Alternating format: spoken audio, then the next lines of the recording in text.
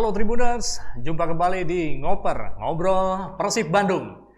Saya Diki Fadiar Juhud, hadir ke ruang Anda tentunya dengan suasana yang seperti yang Anda inginkan, bahagia, sejahtera dan selalu ada dalam keadaan sehat walafiat. Dan belakangan ini memang kita harus selalu patuhi aturan protokol kesehatan, jangan lupa 3M, mengenakan masker, cuci tangan, dan juga kalau kita beraktivitas di luar, jangan lupa untuk menjaga jarak. Ya, Tribuners, pekan ini kita makin seru untuk membicarakan seputar Persib ini, dan saya tidak sendiri. Ada di sana Bung Tarsi. Halo, halo Bung Tarsi. Halo. Wah. Halo. Ya, Selamat siang Bung Riki. Iya, Tribuners, ini agak jaraknya agak benar-benar jauh dengan Bung Tarsi sekarang. Ya, WFH ya Bung Tarsi ya. Apa kabar? Ya, apa kabar? sebentar. Apa kabar nih Bung Kabar Tarsi? baik. Oh, Kabar baik baik, ya. sehat, ya. Tapi selalu mengikuti perkembangan Persib ya. Wah, ini Ya, mantap nih, mantap. betul, sedikit. Ini ada kabar baik nih Bung Tarsi nih tentang sepak bola Indonesia ini dan salah satunya Persib Bandung ya. Tentu ini berdampak Ya. pula kepada tim-tim yang lain. Ini gimana nih kabar sesungguhnya, kabar baik dari kepolisian ini untuk Persib Bandung dan juga untuk tim-tim yang ada di Indonesia ini tentang Liga 1 nih.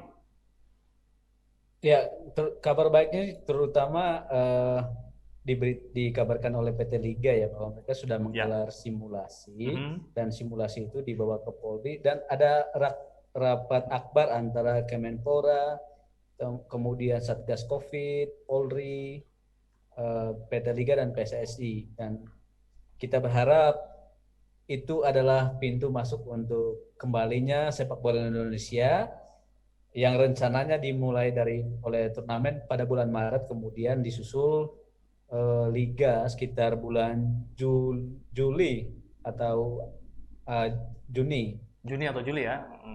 Ya betul. Nah ini apa yang bisa disampaikan yang dari aturan-aturan yang disampaikan oleh kepolisian ini? Mungkin khususnya untuk Persib ya, apa persiapannya seperti apa nih, Bung Tarsi? Ya, secara umum sih penerapan protokol kesehatan, itulah yang ditonjolkan dari simulasi yang digelar kalau nggak salah itu pada hari Minggu, tanggal 7 Februari lalu. Ya. Semuanya protokol kesehatan, misalnya semua pemain itu harus di swab test. Misalnya pertandingan itu digelar pada sore hari, maka pemain harus di swab test pada pagi harinya supaya mungkin lebih valid hasilnya harus keluar segera. Jadi pemain yang memang itu seperti yang terjadi di Eropa, pemain yang sudah dinyatakan positif diisolasi dan tidak diikutkan dalam pertandingan. Kemudian juga ada aturan juga di ruang ganti. Di ruang ganti pemain juga tetap harus menjaga jarak, dan itu juga ditonjolkan dalam simulasi itu. Juga bagaimana pemain saat berada di bis, jadi juga saat pemain masuk ke stadion, salah satunya juga tidak adanya, diharapkan tidak ada selebrasi ketika ada pemain yang mencetak gol. Seperti itu. Oh, jadi ada beberapa poin yang harus dipatuhi begitu ya. Dan tentunya betul, ya. Untuk penonton juga ini diharapkan kerjasamanya juga ya. Kan tidak boleh ada penonton ya, Bung Tarsi ya? Atau betul, gimana? Kalau yang disebutkan Pampel, bocorannya seperti itu, Pampel Persib maksud saya. Dan memang diharapkan kerjasama kita semua, jadi semua supporter atau pecinta bola Indonesia kalau menonton sebaiknya memang tidak ada stadion, tetapi saya pikir aturan yang sedang berlaku sekarang mungkin juga pembatasan kegiatan masyarakat selama pandemi ini, saya pikir itu cukup membantu kita semua untuk tidak berkumpul di stadion ataupun menonton bareng, karena itu juga kan nanti akan ada, mungkin itu sebabnya Satgas juga diundang di sana. Karena nanti kan ada Satgas akan bekerja dengan Satpol PP misalnya, kalau ada yang nonton bareng cegat. Jam operasional kan kafe juga kan sudah diatur, dan mungkin itu akan sangat membantu juga supaya tidak ada nonton bareng. Ya mungkin sebaiknya memang kita nonton di rumah sih, saya pikir tidak masalah, atau juga kita nonton meskipun memang rasanya berbeda, tetapi teriak-teriaknya lebih kencang lagi ya. Ya betul, teriak di rumah aja lebih rame juga. Nah ini terus apa yang tips dari pelatih Persib Bandung ini sudah ada digulirkan mungkin untuk para pemain? Para pemainnya udah hadir semua ya? Atau gimana? Bung Tarsi, ada yang absen? Sejauh ini belum ada informasi kapan dikumpulkan pemain-pemain Persib. Tetapi ada 3 pemain yang sudah berkumpul sebenarnya. Mereka itu adalah kiper, itu Made Wirawan, Ya. kemudian Dika Bayangkara dan Deden Natsir. Nah, memang Deden Natsir baru sembuh dari cedera dan dia sudah bergabung dengan sebelumnya kan dia dipinjamkan ke Bandung United atau Persib B. Sekarang dia sudah bergabung dan memang di situ tidak ada Teja Pakualam. Saya tidak tahu apakah karena itu Teja masih berada di kampung halamannya, karena memang kan 3 kiper ini sebenarnya memang sudah menetap di Bandung dan sekitarnya lah. Kalau Deden memang kan orang Bandung, kemudian Made Wirawan memang sudah punya tempat tinggal di Bandung sudah lama. Lalu Dika Bayangkara ini orang Kuningan, Kabupaten Kuningan, saya kira tidak terlalu jauh lah dari Bandung. Kemudian memang di sana tidak ada Teja Pakualam. Saya tidak tahu apakah nanti ada perubahan di komposisi kiper itu saat turnamen nanti yang rencananya Maret sampai nanti di kompetisi. Karena kita belum tahu seperti apa kontrak 3 pemain ini. Nah, biasanya mungkin dari amatan Bung Tarsi gimana nih Robert ini untuk untuk memperbaiki tim agar bisa ikut turnamen itu, apakah tim utama yang akan diturunkan ataupun ada dua-duanya digabung atau gimana gitu agar ramuannya bisa bagus itu di timnya?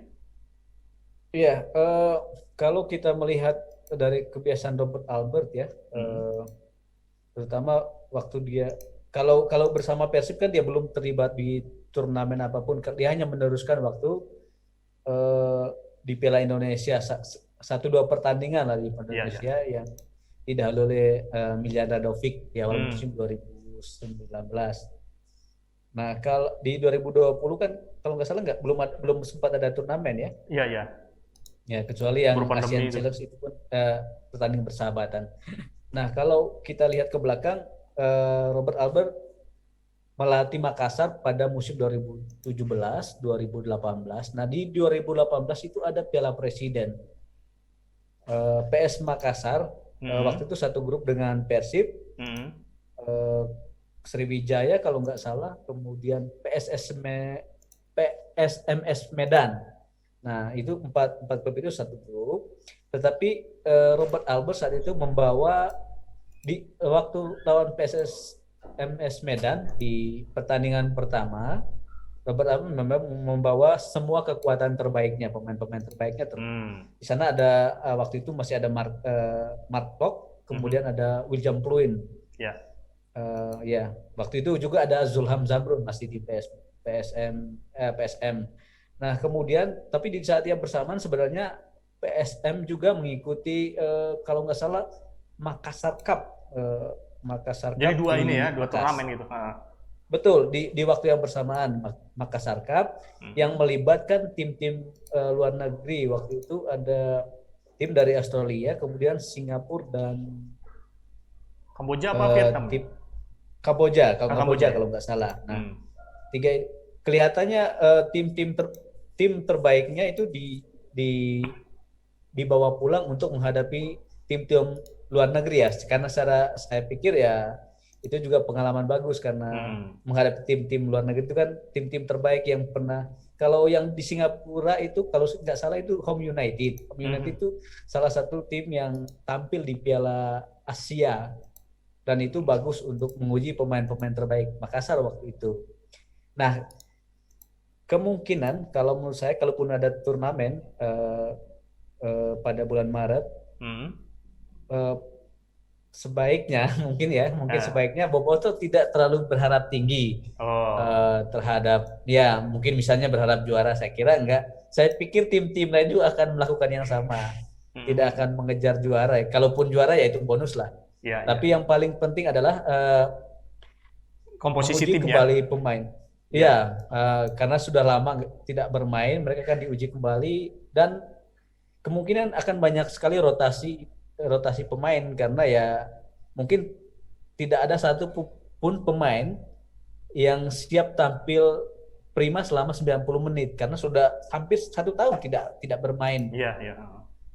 Ya, dan mungkin juga turnamen itu akan dijadikan semacam ajang seleksi pemain untuk menyambut musim baru karena ya seperti yang saya bilang tadi di awal kita nggak tahu siapa saja yang dikontrak untuk jangka panjang dan siapa saja yang berakhir Februari. Iya, iya, iya. Dan bisa jadi ada evaluasi lagi untuk misalnya ada pemain yang dilepas, masih ada peluang untuk itu, atau ada pemain yang akan ditarik. Iya, iya. Nah, sementara kalau dari panitia pelaksana nih seperti apa nih? Sudah ada mungkin kemasannya, aturannya seperti apa? Mungkin Bung Tarsi bisa ada bocorannya? Ya, saya pikir panitia pelaksana akan mengikuti aturan yang sudah disimulasikan oleh PT Liga pada hari Minggu kemarin, simulasi pertandingan. Karena PT Liga memang sudah menyatakan bahwa itu adalah panduan untuk setiap klub yang diharapkan dipatuhi oleh setiap klub, dibantu oleh supporter masing-masing. Misalnya seperti tadi tidak boleh menonton, ya sebaiknya memang supporter tidak hadir di stadion gitu. Iya, iya. Oh iya, kalau di Persib paling pemain yang ini selain Teja tadi ya, selain Teja itu paling pemain asing itu yang dipinjamkan itu kali ya, yang betul ya, pemain yang pemain Geoffrey Castillo dipinjamkan ke Como. Nah itu mungkin nanti dia yang paling siap untuk menghadapi liga kalau memang kalau liga nanti, dan itu mungkin satu keuntungan tersendiri bagi Persib. Kepergian dia juga itu membuka peluang pemain lain untuk bisa tampil, terutama di turnamen. Satu di antaranya mungkin Benny Octavianto. Dia memang pemain baru yang sebelum gabung Persib karirnya banyak di Liga 2. Bukan banyak, tetapi di Liga 2. Persiba ya? Ini iya, dari Persiba Balikpapan ya. Betul, Balikpapan. Kemudian dia sangat mengharapkan debut sebenarnya di Liga 1. Iya. Tapi itu belum terlaksana karena di 3 pertandingan awal waktu musim lalu jangankan untuk main, masuk susunan pemain saja belum. Mungkin ini kesempatan terbaik dia karena Geoffrey Castellion sudah tidak ada, dan kesempatan dia untuk mengisi posisi depan, entah itu nanti misalnya diduetkan dengan Wander Luiz atau dengan Zulham Zamrun misalnya, itu kesempatannya lebih terbuka. Dia pernah tampil duet dengan Wander Luiz kalau nggak salah waktu di Asian Challenge di Malaysia. Jadi pokoknya ini kabar baik dan juga bagus juga untuk tim-tim yang lain di Indonesia. Oh ya, sebelum kita sudahi, mungkin kalau tim-tim lain sudah ada bocoran yang sudah mulai mempersiapkan diri dengan kabar baik dari kepolisian ini? Tim-tim di tanah air? Sebenarnya sih masih 50-50 sebenarnya, karena ada beberapa pemain yang masih melepas pemain terutama ke klub luar negeri. Masih ada pergerakan pemain Indonesia yang direkrut luar negeri, terutama pemain-pemain asingnya sih sebenarnya ya. Kalau pemain lokalnya masih dalam hitungan jari lah, paling ada masih yang lama seperti Todd Ferre, kemudian Abrizal Abimayu. Nah, tetapi pemain-pemain asingnya yang banyak pergi. Nah, kalau saya lihat salah satu yang mungkin yang berencana mempersiapkan diri dalam waktu kali ini Bayangkara FC. Bayangkara udah siap ya? Sudah ada sounding untuk kumpul kembali tanggal 15 Februari ini, dan Bayangkara termasuk salah satu yang menjaga pemain-pemain yang mungkin katanya dia nggak goyang karena pandemi. Iya. Mungkin dia masih berambisi untuk tetap ke atas gitu ya di klasemen ataupun juga jadi juara ya. Ya, memang dia pernah jadi juara. Ya, pengen juara lagi. Oke deh, Bung Tarsi, kayaknya ngobrol Persib kali ini sesuatu yang menarik dan perlu diketahui juga untuk Bobotoh khususnya ya. Dimohon partisipasinya dan mengertinya. Jangan kayak kemarin-kemarin dulu kan kita masih bisa naik truk bareng-bareng ataupun juga berombongan begitu ya. Ya. Ya harus ada jarak juga. Ya sekarang harus Nggak ada boleh jarak. lagi itu. Harus ada jarak. Oke Tribuners, demikian ngobrol Persib Bandung pekan ini dan mudah-mudahan juga ada kabar baik juga untuk Anda semua. Jadi jangan lupa ya, tetap 3M. 3M kita Betul. kalau beraktivitas kenakan masker ataupun juga face shield kayak gini, lalu cuci tangan, dan kalau kita beraktivitas di luar rumah jaga jarak, dan kalau perlu juga kita ya jangan terlalu menyibukkan diri di luar kalau memang tidak ada kepentingan begitu. Oke, Bung Tarsi, Ya, terus. terima kasih ya. Siap. Kita ketemu lagi Ya, pekan depan ya. sama-sama, Bung Riki. Ngobrol Persibnya ya. Ya betul, minggu depan lagi. Ya. Oke, Tribuners, sampai di sini dan kita ketemu lagi lain waktu, lain kesempatan. Saya Diki Fadiar Juhud dan juga Bung Tarsi. Betul. Sampai ketemu. Love, peace, and